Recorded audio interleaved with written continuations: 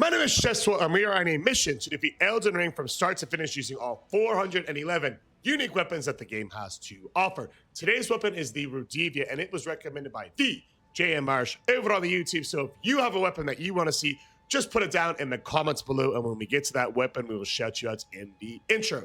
Throughout the duration of this video, we will be doing a breakdown of the optimal starts in class. We're doing a playthrough using the Reduvia. We'll go over the stats, how you should upgrade them, and in what order. Are there any soft caps, hard caps that you should look to avoid, and soft caps to hit? From there, we will go into a full breakdown of the build, where we'll go over talismans, armor, anything that you might want to add to maximize this weapon in a playthrough to become the Elden Lord. From there, we will have the live gameplay footage from the 14 required bosses that it takes to defeat the Elden Lord himself, Radagon, and his beast, and every boss on the way en route to them. Finally, we're going to end the overall video with a breakdown of a voiceover for each and every one of those fights, where we will discuss what are the windows of opportunity to attack the boss, how should we use specifically the Reduvia when attacking these enemies, and strategies to help you become the Elden Lord using this incredible weapon.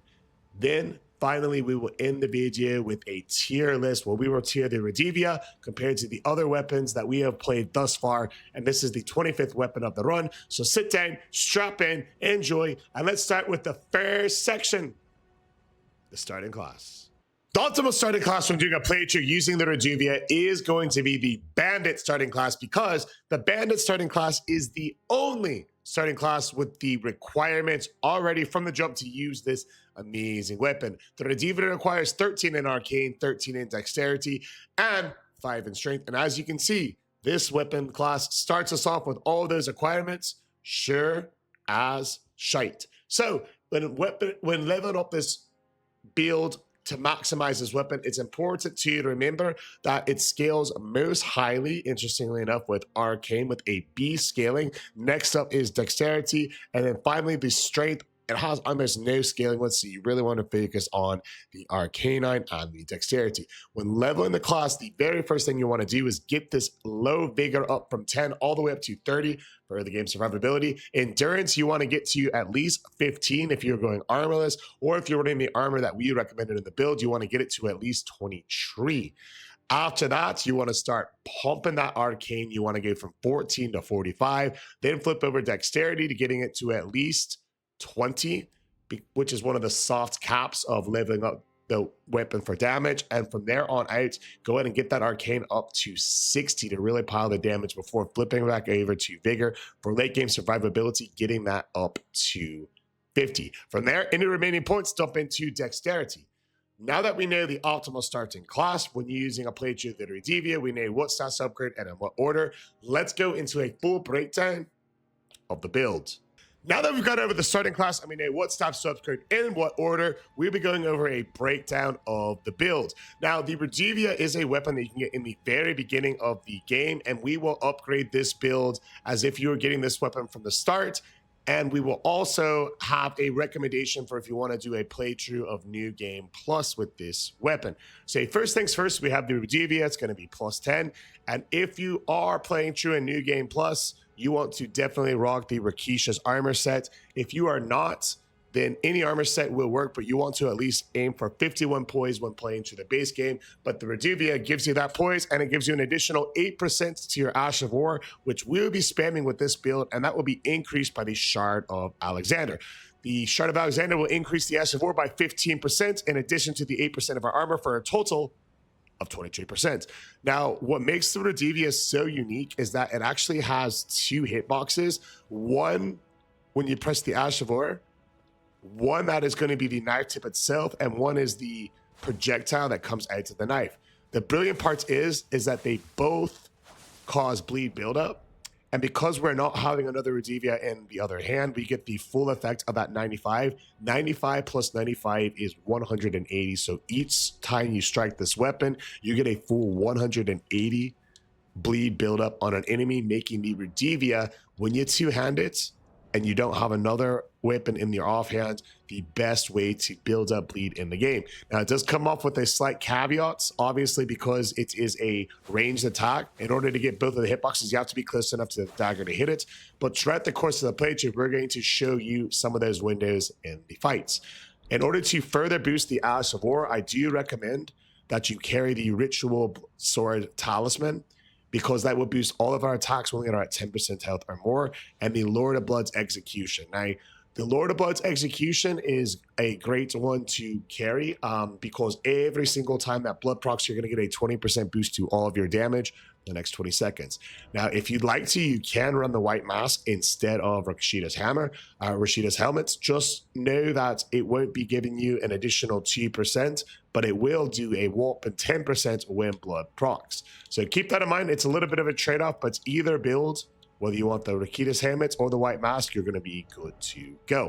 Next up, I do have the Two-Headed Turtle Talisman because we want to be in and out with our Ashes of War. And when a lot of times when you're spamming that Ash of War and you're close to an enemy, you're going to have to roll out. So the Two-Headed Turtle Talisman will help us in events that we are in a bit of trouble. For the Psychic Flask, we've got the Green Burst Crystal tier for even more stamina recovery, and the Opium Hard tier to do a bit of damage recovery. Now, when using this build, how it's going to look all together against an enemy will be as such. You'll go ahead, you'll pop your flask, you'll get to a point where you can hit them with that double hit window that we talked about, and it'll look like this.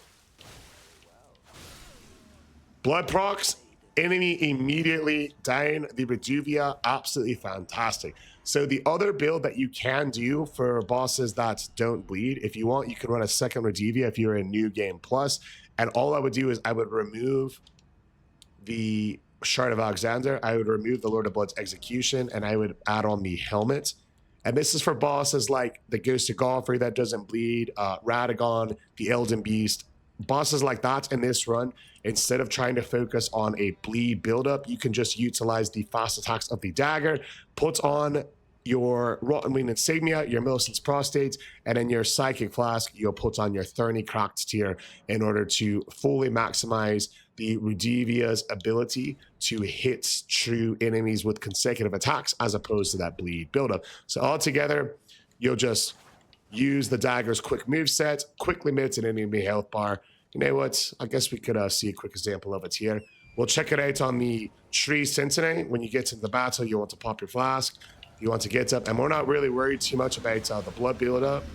It's going to be all about, hey, let's get those consecutive attacks in, right? Like such. All right, so we start seeing them build up. 2, 1, 2, 3. He's going to do a shield attack. It hits us there, no worries. All right, 2 times lucky, 3 times the charm. We'll go ahead and heal back up. So as you can see, the first build, in my opinion, is a bit better as far as DPS. But for some of those bosses that don't bleed, this is an effective way to switch it up.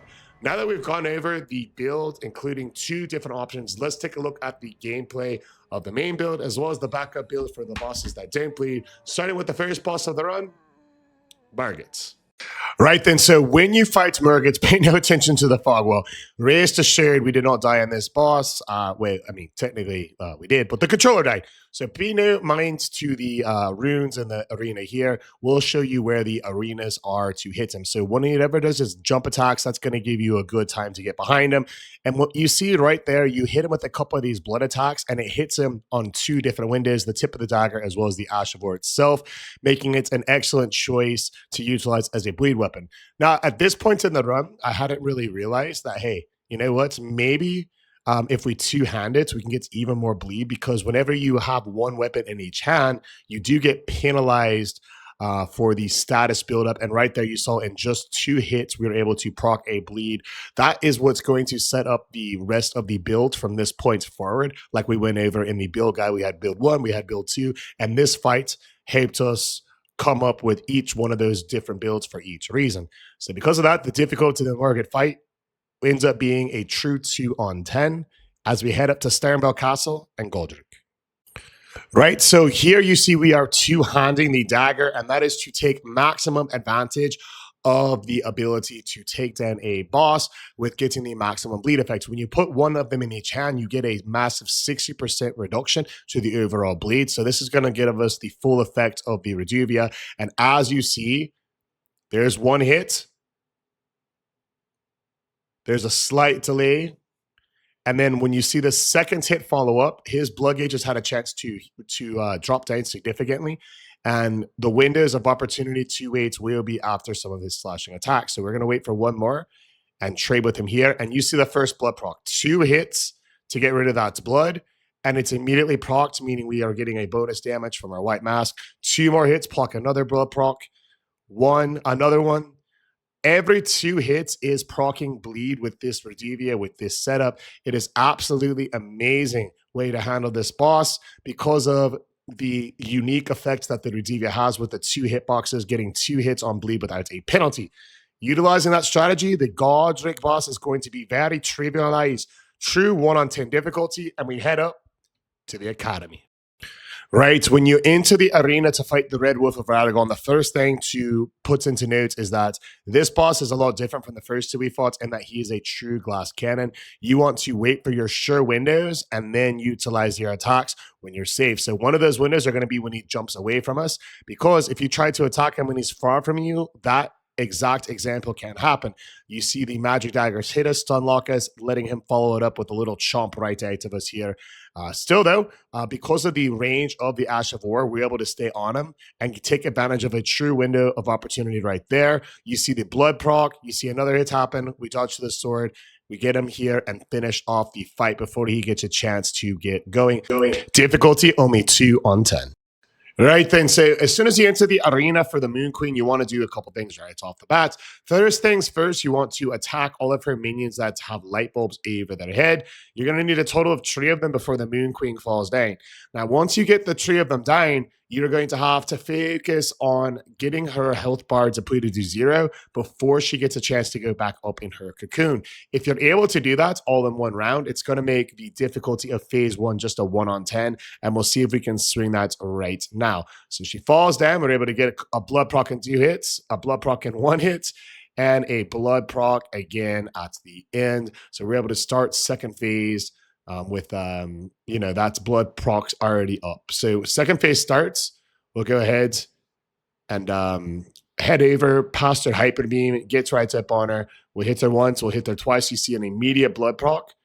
She does get us with the staff, but as she flees, we're able to, again, start spamming this Ash of War. The blood proc will knock her out of her summon, and that will give us a chance to finish her off before she gets a chance to do a single summon. Rules for the Moon Queen: if you get to her first phase before she goes back in her cocoon, and if you get to her in second phase before she has a chance to make a summon, it is a guaranteed 1 on difficulty. Fine performance from the Reduvia as we head up to the Atlas Plateau. The Dramatic Tree Sentinel is the first true skill check boss of this run. And one of the things that we are looking for when utilizing this build is, specifically with the Dramatic Tree Sentinel, I thought that a combination of the consecutive hits plus the just natural bleed in the daggers would overwhelm instead of the 2-handed Reduvia dagger build that we went over at the start of the video. However, as you can see, the windows of opportunity to utilize the dual dagger moveset were actually few and far between, and we got punished several times trying to utilize them. Still, though, it was a good learning moment, and you can learn from the mistakes that we made here. And this is definitely a boss that I would recommend after going through it from start to finish to use build 1, the 2-handed Reduvia build, as opposed to 1 Reduvia in each hand. Still though, some of the windows that we want to attack are going to be the same. After the heavy slam attack, he'll do a follow-up attack, giving you a chance oftentimes to get in a free window of opportunity. And we'll see right here, we'll bait out 1, we'll bait out the quick follow-up, and then we'll come in here, we'll do 1 hit, we'll dodge to it, 1, 2, 3, 1, 2, 3. We're able to get off 2 quick attacks, dodge to the shield, and we just barely gets away from us. You see the Ash of War just a little bit too late. As we hit the roll attack, we get the bleed. And when we proc the bleed, we're able to get off 3 light attacks, really punishing him. And I know that he's about to get bled, so we're going to stay aggressive. We don't get it there, but we're able to hit him again. one more time, I'm thinking should probably do the trick, but he gets away from us, making us roll away from him. Still, though, when the lightning goes out, at the end of the day, we know he is going to be almost getting another bleed proc. We will have to roll away from getting a 2 shots from him. New game +6, it is a challenging boss because of how tanky he is and how much damage that he will do on a build that doesn't have that much armor or resistance. Still, though, throughout the course of this run, this is one of the main bosses that taught us, hey, every percentage point is going to matter when utilizing this build. So we definitely made a distinct points after this boss fight to find a way to power up this Ash of War in any way possible. And one of those ways was the Rashika armor over in the DLC. So you're going to see that utilized later on throughout this run to really maximize this as a final blood proc does do the trick.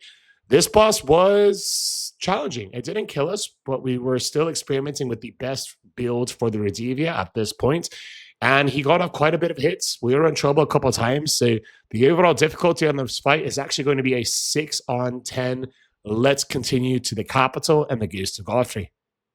So right away, we know the Ghost of Godfrey does not bleed, so we are not going to be able to block a bug attack. So what we're going to do is, as you see the updated builds here, we have the Rashika's armor. We've got the turtle shield to add a bit of stamina recovery as an optional sort of armor piece for you. And we are just going to very slowly mix in some quick attacks. You'll see a roll attack, a hit, and then a jump attack, a roll, 1, 2 light attacks, roll, 1, 2 light attacks, roll. And we're going to keep in this rhythm, mixing in 1 or 2 roll attacks, light attacks, in order to consistently dodge his axe swings. You'll notice when fighting this boss, we stay on his left hip. That is going to be his right hip as you're looking at him. And in doing that, it baits out only certain attacks. So we don't have to worry about the Ghost of Godfrey's full arsenal making the fight much, much easier. We see the stagger, we see the crit, we see the easy W. No bleed needed. Let's head upstairs to the next boss, Morgott the Omelet King. The difficulty of the Ghost of Godfrey with the Reduvia is just a 2 on 10. At this point of the run, the build was really starting to go together. We were going to two-hand the dagger, utilize the Ash of War, all the build 1 that we saw in the startup of the full video. If you are just seeing the single fights in YouTube Shorts, then definitely check out the link in the description below for the full video that'll show the build breakdown, the tier list, etc. Now, back to the fights, we're able to see why we're utilizing this version of the build, and that is because the bleed procs are so insane when using a Reduvia while two-handed. When you get your arcane up to 60, it's got a 95. And whenever you get that 2 hitbox on the Ash of War, so whenever the dagger hits them as well as the Ash of War, you're getting a clean 180 bleed buildup per attack. You see it right there. You see it right here. You see it again. And we're going to stay in front of him, get out of it right here. And we know that right when he is done showing his little blood fit, we're going to be able to get in a couple more free hits. You see the bleed proc twice. And in the fight before his second phase even gets a chance to get going, the Reduvia absolutely devastates the Omelet King. The difficulty is a 1 on 10, an easy fight with this build and this setup. Let's continue upstairs to the mountaintops of the giants next. Right, so the Fire Giant is one of those boss fights where you need to be patient because he's a big block and he's going to be doing devastating amounts of damage to you if he hits you once. The advantage of the fight is he is a slower moving boss, so what you want to do is at the start of phase 1, you want to stay on his left ankle right as you're looking at it, and you want to keep spamming this Ash of War. You're going to be blocking some bleed attacks, you're going to be proccing some other stuff on him, as well as potentially staggers, even with the dagger. So you see right here, he actually rolled away before the bandage even broke, and that is because the Reduvia doesn't do physical damage with just the Ash of War, and only physical damage is going to break that ankle. So that's why it took a lot longer to get that ankle broken, because there's only 1 hitbox on it that's applying damage directly towards his ankle from the physical side. Still though, once it breaks, we will get the clean transition to second phase. And when second phase starts, we're getting over the plan of attack now. He has a pre-programmed window when second phase starts, where he's going to put both of his hands down, giving you the chance to spam your Reduvia's Ash of War for 3, possibly even 4, if you get the roll perfect free shots on the lad. So right when the phase starts, he's going to put his hands down. We see we take this time to up our FP with a flask, and we start 1, 2, blood proc 3, 4. and we get 4 beautiful hits off on him. And because the Reduvia does have 2 hitboxes on it, we were able to get those 4 hits off on the Fire Giant, meaning we got a total of 8 hits, 1 massive blood proc. And you see why bleed is so effective against most of the required Elden Ring bosses, especially the Fire Giant, because this thing just absolutely chunks his health. When he does do this attack, you want to immediately activate his fireballs, because if you don't, they're going to be tracking you down on the rest of it, and you're going to have a bad time. So from there, we'll hop back down, start building up his blood again. And as he rolls away, we're just going to chase him back down. And I know, hey, we just got 2 bleed hits off on you. Going to get a couple more right here. The body slam comes out, we dodge right to it. And on this one, I don't even try to use his hands, because as you saw right there, it doesn't matter the overall damage you're doing, because when the bleed procs, it is a percentage of his health that goes away, and a large one at that. He's going to roll away, but I have a feeling it's going to be for the last time, because as we dodge his slam attack, start spamming our Ash of War, we finish the fight off clean. Fire Giant, he did hit us one time when we were on the horse, but we were never in any danger of dying. True 1 on 10 difficulty as we continue to the next boss, the Godskin Duo. Bleed is an extremely effective way to take on the Godskin Duo. When you want to fight this boss, what I like to do is utilize 1 at a time. I typically focus on the round 1 first, because he's the more aggressive of the 2, making him easier to separate from his skinny friend. You notice that we have hit the boss 1 time, and he has a big chunk of his health gone. That is because it just took a single hit with the Reduvia to proc bleed. This is the best weapon in the game to proc bleed, as you see right there. Get another hit off on him. We're able to dodge to his attacks, 2, 3, and we're looking for a surefire window right here to start proccing it again. We get the slam. We can't quite get out to there, but the good news for us is that we are able to finish him off, and now we have a true 1-on-1 fight. The idea when we have a true 1-on-1 fight is to keep the pressure up, use guaranteed windows such as after some of these slams, or when they throw the fireball, and definitely when they transition, to keep the pressure on them and make sure that you have a way to eliminate the boss before they get a chance to summon their friend back and make it, again, a 2-on-1 fight. So you see right here, the bell comes out. We proc the bleed and finish off the boss. And now as the round 1 comes in, it's an excellent time to use an FP potion, get back up to full, and essentially finish off the fight right here. So from here on out, we're looking for really that first big free hit. I'm looking for a fireball. There's one. We roll through it right off the bat. We get him working. We get another hit. He does do a slam attack, but we're going to just roll in. And as he tries to summon his friend, you see us spamming the Ash of War, take him down in the Godskin Duo fight. I'm telling you, when he does that, Black Flame Ash of War, don't panic. A lot of times you can sit right in there with him, finish him up before he gets a chance to get doing like we did there. The Godskin Duo's difficulty when using Reduvia is a true 1 on 10. Easier than ever. Let's see how it fares against Malkeith. When fighting Malkeith during the first phase, you want to only attack in these guaranteed windows. We're going to show a few of those here. The first of which is going to be coming up right now. After he does his left-right swipe, he'll do an overhead ground slam, allowing you to get off a free Ash of War. Another one is going to be after he does that ground slam rock throw attack. And finally, a third one is going to be right there when he just does a straight up slam attack. These are 3 excellent windows to target. And we see the first one coming up again. His left-right swipe, his slam, roll through it, target with the Ash of War. And we're not looking to spam attacks. We're looking to slowly, over time, build up the bleed as we did right there. When second phase starts, we're going to take 2 steps to the right and 3 steps backwards. That is going to guarantee an animation where he will do a horizontal swipe followed by a vertical swipe.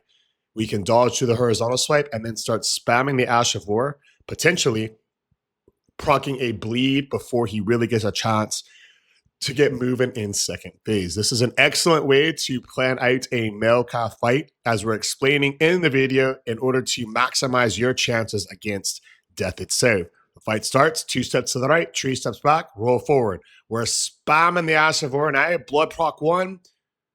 He is 1 shot away from another blood proc. We're going to dodge through. We're going to use the Ash of War and finish off Malkeith before he gets a chance to move in second phase. Absolute devastation. The Destined Death Blade should be taken from Malkeith's and awarded instead to the Reduvia as it completely melts it before it gets a chance to move. The difficulty of fighting Malkeith with the Reduvia, an obvious 1 on 10. Let's see how it fares against Gideon, the eldenring.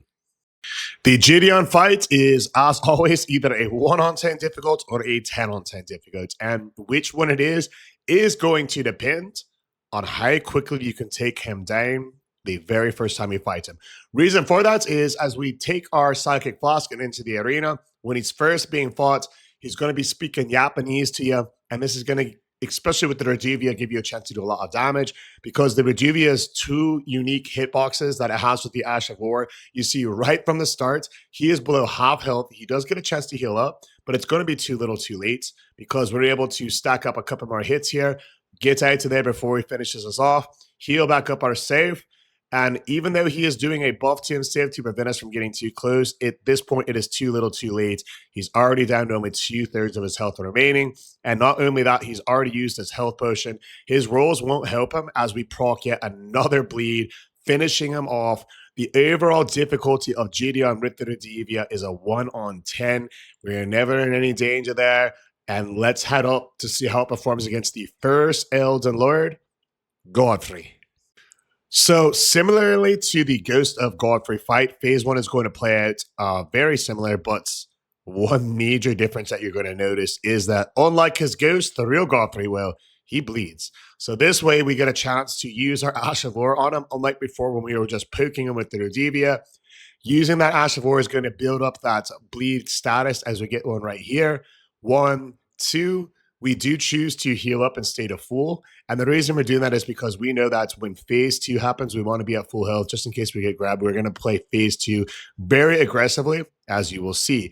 That means that during phase 1, we're going to play it a little bit more conservatively, coming in only on guaranteed windows where we can try to proc both of our Reduvia hitboxes, as you see us do here, dodging through. And even if we get hit right there, like we did, he goes into his window where he's going to start doing his axe slams. And right here, we're able to get off an easy blood proc, meaning in second phase, we're able to now dodge Chua's roll. And even if you don't, even if you get grabbed, we're going to now see the true power of the Reduvia. We're going to head out, we're going to heal up, dodge to the roll there. And now we're in a chance where even if we take a couple hits of damage, we can maximize the Reduvia's full benefits. Dodge to the roll, here's a hitbox. Dodge to the roll. Here's another hitbox and a blood proc. And now he is very close to being in his pre-programmed window where he does his double ground slam in phase 2. So even though we don't even manage to get out, we'll dodge to the roll. We'll heal up. And there it is. He's about to do his double ground slam. We get 2 Ashes of War off, a third one, dodge to it. And now we can spam the Ash of War again, giving us a free window. Even though if you aren't an expert of dodging or if you're playing poorly like we did right there and you get grabbed once or twice, the Reduvia will carry you through this fight. The difficulty of Godfrey, the first Elden Lord, is only a 3 on 10 for one of the harder boss fights in the game. Let's see how it does against Radagon and the Elden Beast with the backup build, the 2 dagger build. That's going to focus more on consecutive hits than bleeds since these next 2 bosses don't bleed.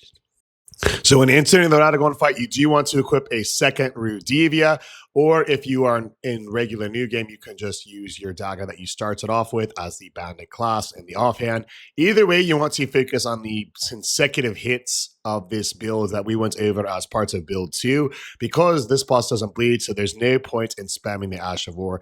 Now, right from the start, we get a little bit of, we'll call unfortunate RNG, because normally at this point, he is already doing his stomp attack. Anytime he's, almost to half health, that should have happened a long time ago. Sometimes, though, you will get some kind of silly RNG. And even though we had a bad start using over half of our resources, I'm confident that we will win this fight because we're able to start getting this consecutive hits damage. Not worried about the Elden Beast at all. And we can heal off the attacks from Radagon and the RNG and make sure that we stay aggressive in the fight. No matter if he does a stop or not, you will get to a point where he gets to his triple ground. This lets you dodge through it or tactfully get hit by it like us and then start using these consecutive hits to get him lower. And if you get the animation of the grab, it's a great window to heal up to full, get a couple hits on him, and then finish him off as he gets back-to-back grab RNGs, and now we can just spam this quick attack right here. Dodge to his stomp, dodge to his lightning, dodge to his third lightning, because Radagon is all about these quick holy base attacks, and we're going to wait for our guaranteed windows of opportunity, such as right after this big slam right here, or his long wind-up double slam attacks that we finish it off with. Radagon is very accurate against us with the daggers. The difficulty rates and with the Reduvia ends up being a 6 on 10 because of how tough it is to, one, not be able to proc the bleed on him, and two, be able to hit him enough to keep those consecutive hit talismans buffed. Still though, the Elden Beast is next, and let's see how the Reduvia performs now. Right when the Elden Beast fight starts, you're going to immediately head to the back and take him from behind. Pause. But when you are there, it gets you in a free window to hit him and spam him with light attacks. That's going to proc consecutive hit talismans. And the reason we do this is, again, because the Elden Beast, like Radagon, like the Ghost of Godfrey, does not bleed, making this portion of the build superior for the fight. Now, as we track him down, he is going to go for his Ring Around the Rosie attack. No worries. We'll hop on horseback. We'll do a 180 and exit away from the Elden Beast. We'll turn around. We'll find the beast here as he surfaces right by us. And when he does his melee attacks, we're going to be in a great position to punish him. So right here, we hit him once, twice. And even though he activates his holy tracking attack, we're able to get off a couple more hits before running in circles to safely dodge the holy attacks. Right here, we trigger his explosion attack. And as long as you're behind him, this is an excellent punish window as well. You see we're able to get off 4, 5, 6, 7 light attack chains, and then we finally need to recover our stamina before getting off 8. It is an absolutely brilliant window to punish as he heads across the map to do his triple Ring Around the Rosie, but it's going to be too little too late. Keep in mind that we are in New Game +6. The strategy will work in New Game +1 as well. The difference is it's going to take way less time because the boss will have way less health and way less physical damage resistance. Still though, after his triple Ring Around the Rosie, he's going to surface beyond the rings and give you a chance to continue the onslaught, pop back on the hearse, chase him back down, and from here on out, we want to start triggering some of his melee attacks so we get a chance to really punish it. Now, he got us there. We got to heal back up for the first time since Radagon. Dodge to his grab. This is a great window. You see 1, 2, 3, 4, 5, and finally, we'll go through his explosion and finish him off with that 6 attack. The Elden Beast, although he doesn't bleed, he does take damage from consecutive attacks. We saw whenever we were able to chunk him in the windows, such as his fire breathing or his post explosions, when we were able to get off those 4, 5, 6, 7 hit combos, his health bar got chunked down. The difficulty is only at 4 on 10. And now that we've gone over the 14 required bosses, we've gone over the windows to attack them, and we've given them a difficulty rating. Let's see where the weapon ranks on our live-in tier list now. The average difficulty on a scale of 1 to 10 against the 14 mandatory bosses required to become an Elden Ring when using the Reduvia came in at just a 3.8, making the Reduvia a great weapon overall to use as you become the Elden Lord. Now, the Reduvia's biggest strength comes in its unique ability to, when using one Reduvia with 2 hands, have the fastest way to proc blood in this game. Blood is very good in this game as 11 of the 14 bosses bleed, and whenever you bleed a boss, you're able to offset a whole fuck ton of different buffs for it. However, sometimes, and by sometimes I mean quite a bit, it's easier said than done to proc that double hits when using the Reduvia, making sure that you get to both the handle, the tip of the knife, as well as the Ash of War. Being that it is hard to proc because it's a dagger, and whenever you do proc it, it's not the best because you got to be so close to the boss that oftentimes you'll barely miss out on it. And when you do, you might have to trade with them as well. So we have to ask ourselves when tiering this weapon, the Reduvia is great. It has a unique quality. That unique quality is excellent. It is definitely a more skill-based weapon to use there because you have to be able to angle yourself and position yourself to get in and out when using it close enough to get both of those windows. So this is definitely not going to make the S tier because S tier weapons, you strap them on and you just start wailing. This is a more skill-based weapon, a more specialty-based weapon. So because of that, it's going to end up in the A tier, slightly behind our E Chikatanas over there. and right over in front of the Iron Greatsword. But enough about what I think. I want to know what you think. Where would you personally rank the Reduvia? Am I crazy because of the fact that it's the best bleed weapon in the game as far as the ability to proc blood? Does that automatically make it to the S tier? Was I running the builds wrong? What talismans would you use when running the Reduvia? Let me know. I always love hearing from you. And until next time, fellow Tarnished, stay maidenless.